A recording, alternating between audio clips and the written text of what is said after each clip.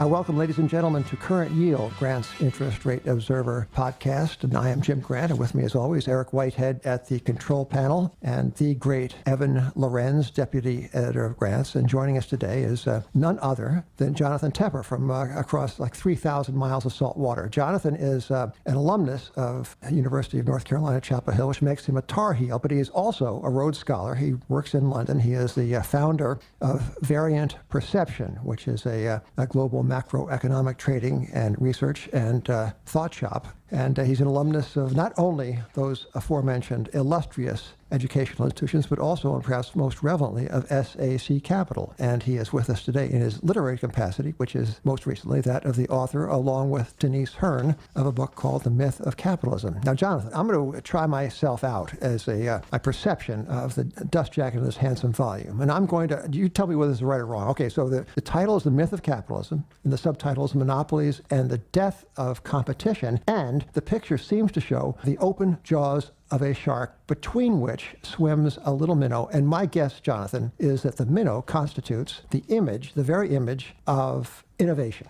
Now, is that a correct reading? Spot on. You got it. Yeah. Well, there's so much to talk about, and we would like to begin by asking you then to kind of briefly and colorfully and with reference to our financial lives today, describe the thesis of this book. What are you telling the public? Absolutely. So the thesis of the book is that over the last 40 years, we've seen merger wave after merger wave in every decade. So we've had four. And the U.S. has gone from essentially a very open, competitive economy with a lot of players down to very few players, and many key industries are now essentially monopolies, duopolies, or oligopolies. And I look at the negative social ramifications of that, which is that wages are harmed, productivity is harmed, the startups are harmed, and it clearly corrupts the political process because these companies obviously want to preserve these sort of artificial moats in many cases and dominate their industries. Let's bring this down to earth and invite you to give us some for instances. For example, Wiley is publishing your book. Wiley is a publisher, been around since I think the 19th century,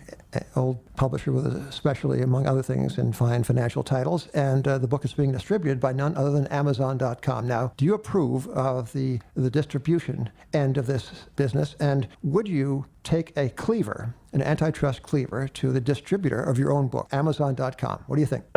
Yes, I would. What's very interesting is that the publishing industry on the sort of publishing side is really an industry with five players. So you might have, 30, 40 major imprints, but actually there are five companies, and there are frequent rumors that they're going to go down to four or even three, and that's likely to happen. And so that's another industry where we have very few players that matter. And then on the purchasing and distributing wholesale side, as you discussed, you have Amazon that effectively is the reverse of a monopoly. It's a monopsony, meaning that they are the only buyer rather than the only seller. And they're the real only buyer of books in the U.S. And so they can dictate prices for books to the authors, to the publishers. And to the issue of breaking Amazon up is not just because it's a monopsony and they were allowed to buy competitors of online book sales, but rather that Amazon is very much like FedEx in the sense that it's meant to be an open seller of third-party goods. Now, Jonathan, if I read your fine book correctly, when you become president, which will be difficult to be sure for a man living in London, or at least the UK, but when you become president, I'm going to guess, Jonathan Tepper, that your Department of Justice, the antitrust division of your Department of Justice, will eclipse the Department of Defense in size and resources. Such is the agenda that you have laid out in this book. It seems to me that what you want to do is refashion the American economy through the institution of antitrust enforcement. Is that true? Well, I think that it's a fair assessment that I think that antitrust enforcement needs to be much bigger than it is. What's interesting is that the budgets for antitrust have collapsed. We're basically near the lowest levels ever in terms of real dollars in spending. And the FTC and DOJ are basically do-nothing institutions, and 90% of all deals close, and the ones that don't close, don't close because of cold feet, not because of the FTC or the DOJ doing anything. So yes, I do think that if I were president, I would have a robust Department of Justice and FTC, and I would make sure that not only would further mergers be prevented in concentrated industries, I would break up previous ones that should never be allowed to happen. Give us an example of, say, 3 industries in which there is concentration and 3 companies that are now one that you would make many. Sure. So, for example, Google is the number one that people often talk about when they talk about monopolies. And often it's suggested that Google is in its position because they're just so brilliant technologically. But actually, they were allowed to buy DoubleClick. DoubleClick was a display ad competitor. Google was the main search advertiser. And there was nothing inevitable about Google essentially dominating online advertising. This is obviously pre-Facebook. Facebook dominates social. But that's one that never went through. You know, a friend of mine worked at DoubleClick and was just appalled when that happened. But you want us to you want us to patronize something called DuckDuckGo. What the heck is DuckDuckGo? Well, I do use it. I never use Google. Google is worse than the Stasi in terms of spying on people and registering searches. But DuckDuckGo is essentially a search engine that does not track you and spy on you. It's ad-based, but not based on tracking you. Yeah. And the search results are pretty good. But there are other industries too where mergers should never have happened. The U.S. beer market, now 90% of the beer market is controlled by 2 companies. There never should have been allowed the merger that created AB InBev, merging with Did you see the news in AB InBev today? It is a highly levered company that was run by 3G, and today they slashed their dividend by 50% because essentially they're needing to delever. And if you look over the results for the last couple of years, it's not been an especially profitable duopoly. Like they've had declining volumes almost every year. Are these kind of industry cartels self-defeating, and is the market kind of righting itself? So people often say, well, Sears back in the day was accused of being a monopoly, therefore antitrust is unnecessary and ridiculous. I think the fact that the industry itself might have declining beer volumes. So wine sales are going up, for example, hard liquor sales are going up, and beer volumes are going down. It's not a reason to allow a duopoly or outright monopoly. Jonathan, you're in London where beer is warm. We're here in America where beer is cold. But when I grew up tasting my father's, what am I admitting to? Okay, fine. I'm not going on the Supreme Court. Here's what I did. When I was not quite 18, we'd go to the basement and check out. Once in a while, like on my great aunt's birthday, we'd have a beer, some of us, my friends and I. And the choice was Rheingold. That was it. Now, that was my father's refrigerator, but the choice in the day was among the kind of the dishwater tasting, mass-produced, Pabst, Budweiser, Miller's. There are half dozen of them. That was way back when. Now, since, 15 years ago, there's been a whole revolution in craft breweries. And these things have popped up all over the place, and they are nipping at the heels of the likes of AmBev. So I wonder if we're talking about consumer welfare and consumer choice, whether the beer industry is not the very good example of the almost irrepressible dynamism of enterprise, even in the context of a couple of large players. So if you look at it, the top 2 control 90% of the beer market. So while the craft brewers are growing quickly and everyone focuses on them and they make the front covers of magazines often because it's exciting and the growth is high, 90% of it is still in the hands of the 2 players. Right. Distribution is very difficult. Yeah. And that raises another very interesting point, which is the more regulated an industry, generally the more concentrated it is. And it's hard to get your products to market if you're facing state, county regulations regarding the sale of alcohol. Yeah. Well, they do get their products to market. Hey, before returning to Jonathan Tepper, the author of The Myth of Capitalism, Monopolies and the Death of Competition, I want to tell you a little bit about a formidable competitor in the luggage business. That is Away Travel is the name. And Away uses high-quality materials while offering much lower price compared to other brands by cutting out the middleman and selling directly to you. So you can choose from the 4 different sizes: the carry-on, the bigger carry-on, the medium, or the large. That's for extended stays. All suitcases are made with premium German polycarbonate, unrivaled in strength and impact resistance, and very lightweight to boot. The interior features a patent-pending compression system helpful for overpackers who who you are. TSA-approved combination lock built into the top of the bag to prevent theft. Removable, washable laundry bag keeps dirty clothes separate from clean. Lifetime warranty. Anything breaks, we will fix it or replace it for you for life. 100-day trial. Live with it, vibe with it, travel with it. If at any point you decide it's not for you, return it for a full refund, no questions asked. Free shipping on any Away order within the lower 48 states. Carry-on sizes that are compliant with all major U.S. airlines while maximizing the amount you can pack. So it says here to include your personal experience with a product. Well, Eric, I don't think there's any better personal experience than for you to demonstrate the fabulous timbre or the sound of this thing when you give it a whack. That's, again, for the West Coast.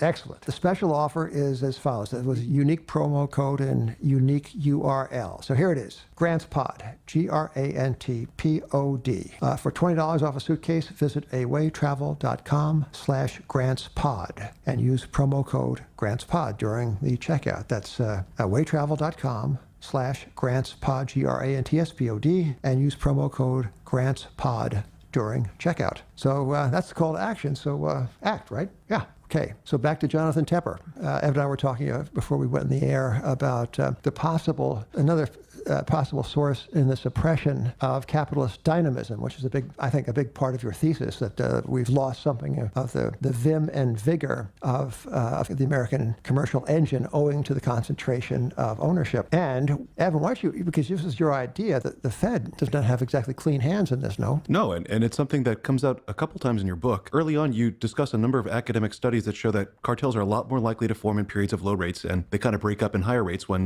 there's a higher cost of capital. And you also say yourself, the way you first came to look into this was when you saw your future wage indicator no longer indicate what was actually happening with wages. It was predicting that wages would increase, and in fact, they flatlined since 2010. You discuss what's been happening over 4 decades in terms of industries concentrating, cartels forming, but it seems like a lot of the bad effects that you're citing really popped up a lot after the Fed went to QE, ZIRP, easy monetary policy. To what extent has the Fed kind of exacerbated this and kind of made this possible? And to what extent are the bad effects really kind of the bad effects also of monetary policy? Sure. So what's very interesting is the chapter where I have the studies on real interest rates and collusion and essentially price coordination. It's really sort of counterintuitive or not obvious. People would think that industries collude, maybe to survive tough times, but what actually drives it is the level of real rates. And if real rates are high, then the rates of return on collusion need to be very high. And so when you get zero rates, it means that you can be relatively patient, have a longer term outlook, and industries are much likely to collude, and it's almost 1-for-1 in terms of the relationship. So clearly, once you get into sort of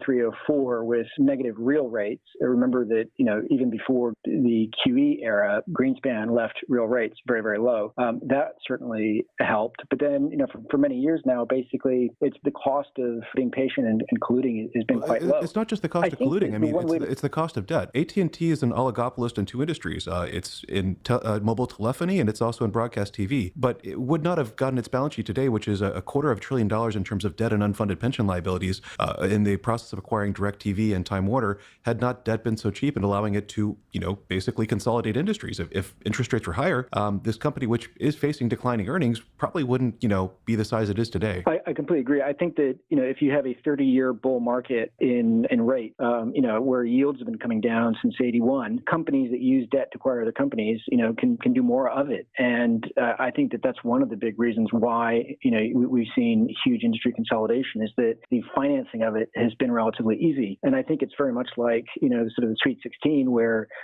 every decade we've had a merger wave and you're just knocking out your competitors at each round. And, we're now sort of 4 rounds in. And, that's sort of where we find ourselves. In terms of your recommendations at the end of the book for what people should do, you don't actually have one on monetary policy. Should we be advocating for higher real rates in order to, keep capitalism honest? So that's actually a very, very good point. Some of the endorsers and book reviewers have read it, and no one's mentioned that, so it's very astute. Yes, I should have put that in. I do think that negative real rate clearly lead to misallocation of capital and clearly favor debt holders. And to the extent that companies lever themselves up to buy competitors, it's been a huge boon. I do think that the world doesn't end because you have positive real rates. If people can't service those, they tend to default, and that clears the balance sheets anyway. So I really do think very, very low real rate are problematic and increase collusion and the purchase of competitors. Well, Jonathan, I'm going to take this up with President Trump the next time I see him and ask him what he thinks about higher real interest rates. Hey, I'm going to ask you a question that kind of turns back to the proposition that perhaps there's something cyclical about the antitrust idea. My exhibit, which neither you nor our listeners can actually see, is another book. It's called The Antitrust Paradox, and the subtitle is A Policy at War with Itself, and the author is none other than Robert H. Bork, who preceded Judge Kavanaugh as one of the martyrs of our political culture. He was up for the Supreme Court nomination, as you recall. His book is dated 1978, is Mr. Bork's book. And in it, he contends that the antitrust laws are capricious, that for practicing capitalism, you are at risk of a Justice Department investigation because the laws are so uncertain. And says Mr. Bork that the purpose, the intended goal of antitrust is to maximize consumer welfare. Now, I don't think that that is your view, but let me ask you this. So in 1978, that was 40 years ago, I guess, the thesis of Mr. Bork was that the antitrust laws are too much with us. So fast forward all these 4 decades, and you observe, I think without anyone contradict it, that the antitrust laws are asleep. Is it possible there is a cyclicality to this question and that the antitrust laws will awaken just because the cycle's turning? Yes, and I think that if you look at cycles as being multi-decade periods, then yes, I completely agree. I think that like a big pendulum, it swings from one direction to the other.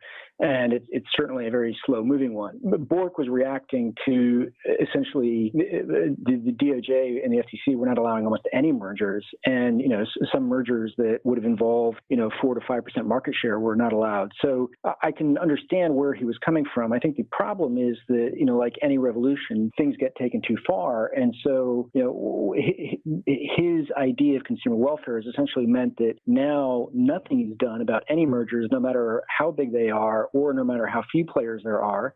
And then what you refer to is the consumer welfare standard, which was that as long as prices are kept low or promised to be kept low, then a merger can be allowed. But there's just reams and reams of evidence showing that mergers lead to higher prices. So highly concentrated industries lead to pricing power, and you can very definitely see that in the medical field, insurance, pharma.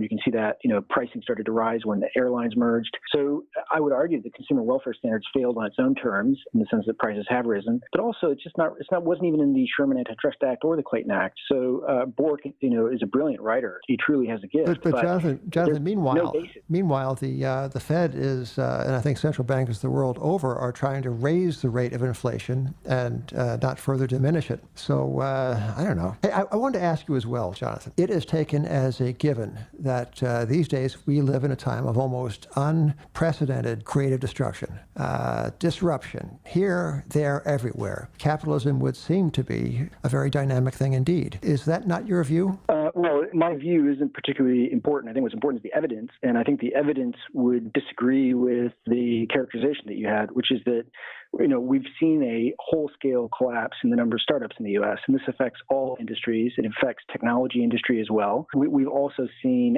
half of all public companies have disappeared effectively since 1997. So you've seen a very big decline in IPOs and the number of listed stocks. The word competition itself in annual reports has collapsed over the last 15 years. So creative destruction sounds great, but when you actually start looking around at the evidence, you find extremely concentrated industries across the board based on the HHI index. And so it's just like, it's not one piece of evidence, it's all of it.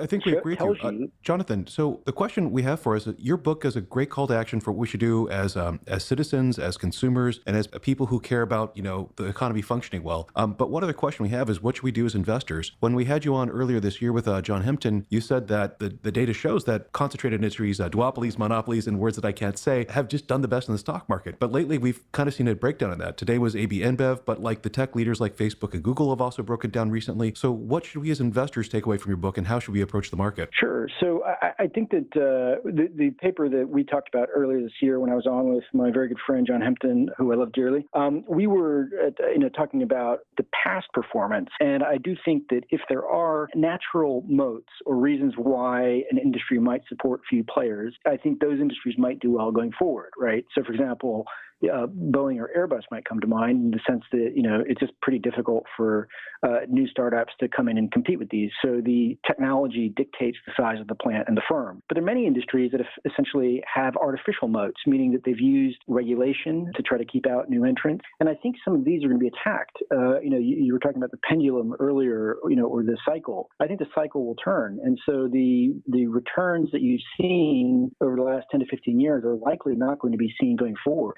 if you remember the great book on spinoffs, You Can Be a Stock Market Genius by Greenblatt came out, and everyone's like, well, spinoffs have done amazing for the last 20 years. And then when everyone started focusing on spinoffs, they've actually done very poorly going forward. And my guess is that a lot of these have been bid up, priced out, and furthermore, you're then going to get the reaction against them. And so I do think that the FANGs are probably going to be broken up. There's a tremendous groundswell for that. I suspect that they're not going to be the amazing investments that they have been over the last 10 years. I think you have to be judicious in which ones they are. And then also, is it a natural one that's dictated by the technology or the industry, or is it not? And that's the real question I think that investment analysts have to ask, putting aside all these other social considerations about the ills of concentration in terms of wages, productivity, and all that. Hey, Jonathan, in this country, at least, buybacks are a very big feature of the stock market, and I dare say a very big bid in the stock market. And your conclusion, where you're spelling out courses of action that we must or should all follow to beat back this tide of concentration and cartelization, you say that companies ought not to be allowed to buy back shares if their pension plans are underfunded, which seems like a very sensible idea. But can you give us a sense of what percentage of buybacks we disallowed if this idea were implemented? So I don't have the exact percentage. It's not negligible. You're dealing in the sort of high dozens of billions of dollars that I've been able to find. I haven't seen a comprehensive study that looks at all of it. The big issue with buybacks is I'm not against them per se. I think that buybacks are a symptom. They're not the disease. And the symptom is essentially that some companies have abnormally high profits due to lack of competition. Then they are sitting on this cash and have to do something with it, and they do the buybacks. And I think that quite often they've been used essentially to enrich insiders because they're buying the shares in the open market to prop it up while the insiders sell theirs, and so that's quite Which typical. companies are the most flagrant violators? Well, so for example, right now, just look at GE, right? Look at what they've done over the last 10 to 15 years and look at their pension plan, right? They are the sort of poster boy for flagrant abuse of buyback, engaging in debt and underfunding pension plan. There are other companies as well. Some of the defense company stocks have done that. So clearly, in some of these cases, defense stocks, I point out in the book, I've got a chart there. There were 105 defense companies when Bill Clinton came into office. Today there are 5, and most of these actually have zero competition because they produce a particular line of weapons, and there's no other company competing with them in that. So again, it's a symptom, not the disease, but then they're able to, take the sort of profits from Uncle Sam, buy back their shares while insiders sell in the open market and underfund the pension plans. Jonathan, does your analysis of monopoly in capitalism spill over perhaps into a line of argument or reasoning in politics? I'm thinking, for example, of something I read in The Spectator, British weekly, and Charles Moore, who writes a column in The Spectator, observed that in Scotland there is one police force. And according to Charles Moore, this one police force is rather overbearing. It has no regional competition or local competition. There's one arm of the law, and it is heavy. And one might observe that in Europe, where there used to be many separate sovereignties, there is now a supra-sovereignty called the European Union. What do you think of all that? Well, I think that competition in general is a good thing. I can see why some public services are centralized, but just think about the U.S. political process. If you don't like, as a matter of principle, monopolies and duopolies in industry, we have essentially a duopoly in the party system. And just as you end up with collusion in pricing when it comes to duopolies and oligopolies, you end up with collusion in policy. So while they might complain about different things, in fact, both parties behave very similarly when it comes to the issue of industrial concentration, and they behave very similarly when it comes to the revolving door and lobbying and crony capitalism. So I do think that the absence of competition effectively leads to worse outcomes overall. Well, in this country where Jonathan Tepper used to live before he became a Rhodes Scholar and resettled in London, before all that, there used to be in this country something called states' rights. And Evan, you know what happened to states' rights? Did the Supreme Court void them? The Feds got the A-bomb. Well, we have been talking with the author of The Myth of Capitalism, Monopolies and the Death of Competition, and he is Jonathan Tepper. We have not talked with his co-author, Denise Hearn, but we wish her as well. And Jonathan, it has been great fun talking with you and most enlightening as well. So thank you for joining us across the Atlantic, where it must be, 3 a.m. there? Thanks for staying. No, it's 8 at night. But thank you so much. Absolute pleasure and enormously grateful. I always enjoyed grants. Terrific. Talk to you soon, Jonathan. And ladies and gentlemen, thank you for being with Current Yield, Grant's Interest Rate Observer of the Air.